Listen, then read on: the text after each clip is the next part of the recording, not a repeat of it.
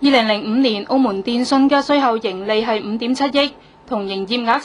18.95億比較，每年可以賺30%，以即每營運100蚊，電訊公司就可以賺30蚊。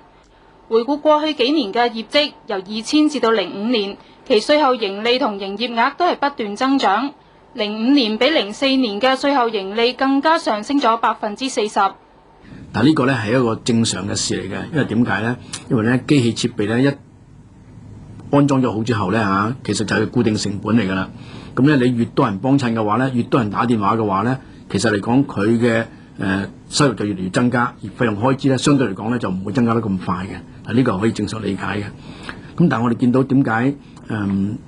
我哋市民咧一直咧都話電訊公司除咗你可以賺錢之外咧，其實嚟講亦都賺得係咪應該合理啲咧咁樣？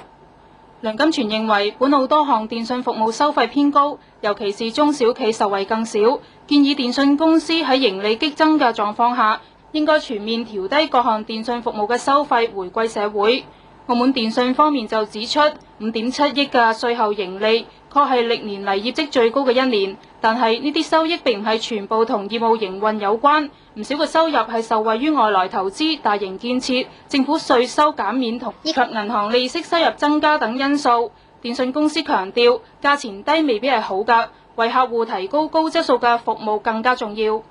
我哋會喺最短喺6個月之內啦，咁我哋因為即係唔同嘅服務啦，咁我亦都只係俾咗最長係18個月之內咧，一定要所有嘅服務，我哋就係要有呢個服務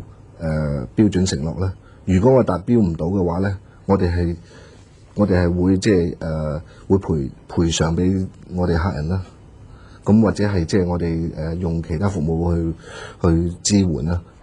佢哋將會喺3個月內向政府提交互聯網減價嘅建議，而其他服務收費暫時未有調整計劃。另外，澳門電訊已經確認會提交標書，競投3G 牌照。澳廣視記者楊雪蓮報導。